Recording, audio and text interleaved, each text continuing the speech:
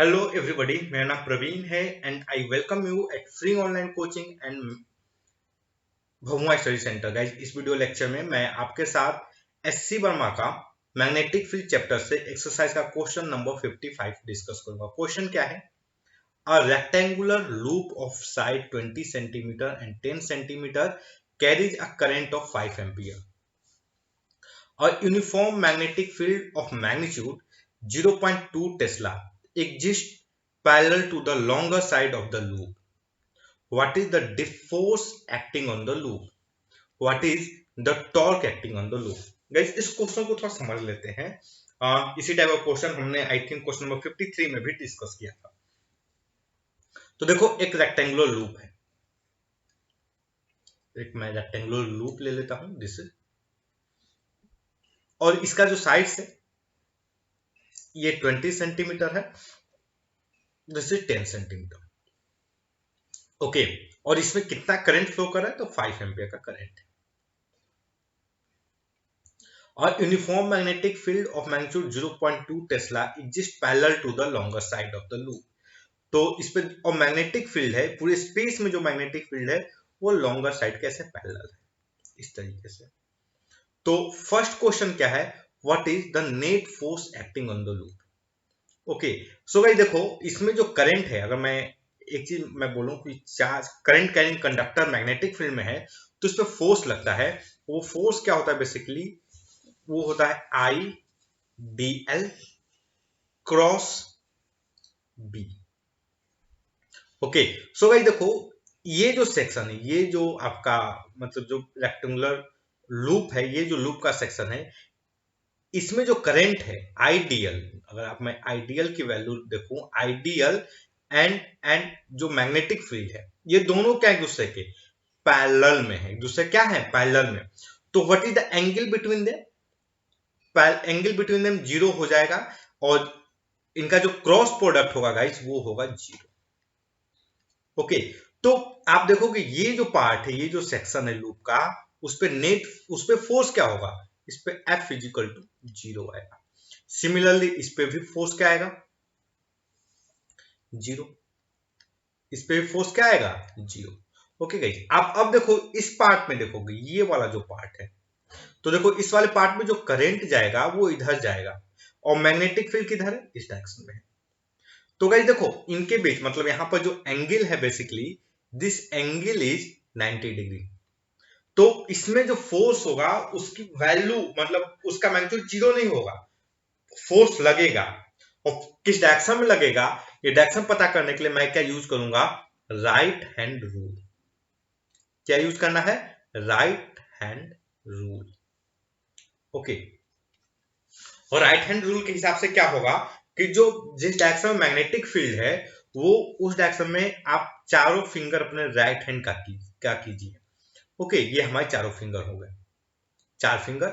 और जिस डायरेक्शन में आपका करंट है या चार्ज पार्टिकल, जिस डायरेक्शन में आपका चार्ज पार्टिकल मूव कर रहा है, पॉजिटिव चार्ज पार्टिकल, उस डायरेक्शन में आप थंब को कीजिए।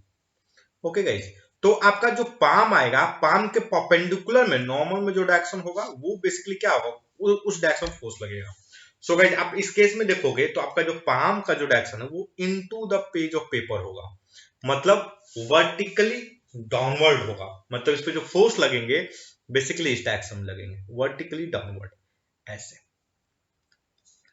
एफ। और इसकी वैल्यू क्या होगी? बेसिकली एफ की जो वैल्यू आएगी वो होगी आई करेंट, एल ये जो टोटल लेंथ है तो वो है हमारा 0.1 metre, into I L B, इनके बीच का एंगल 90 डिग्री है, तो बी की वैल्यू होगी वो होगी आपका 0.2। ओके, और गाइस आप इस पे देखोगे तो इस पे इसमें जो करंट जाएगा बेसिकली कुछ इस तरीके से करंट जाएगा।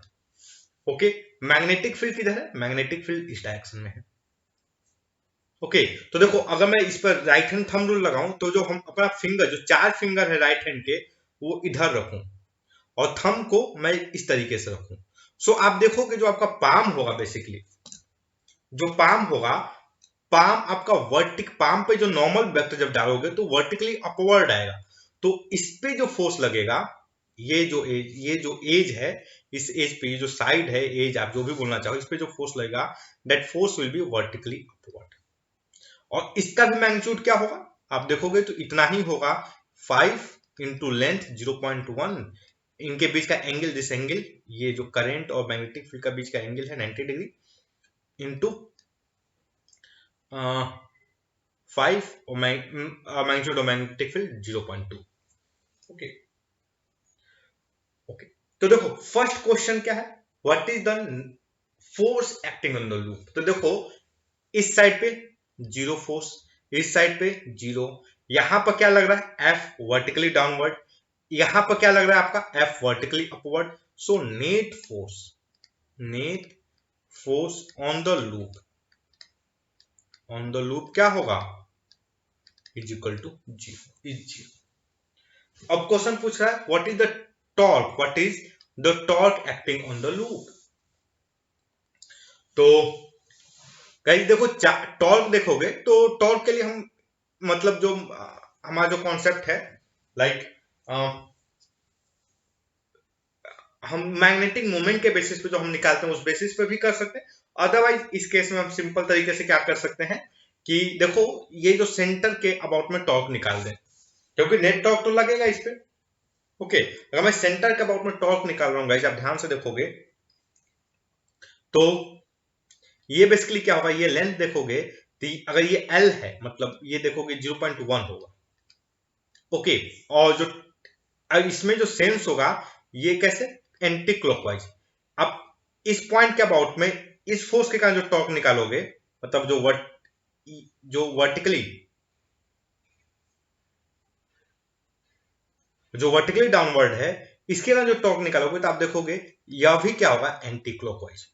ओके, सो नेट टॉर्क जो आएगा हमारा, what can I write here, 5 into 0.1 into 0.2 into 0.2 by 2 plus इन दोनों का मतलब ये जो लेंथ है 0.2 उसका आधा, plus 5 into 0.1 into 0.2 into 0.2 by 2।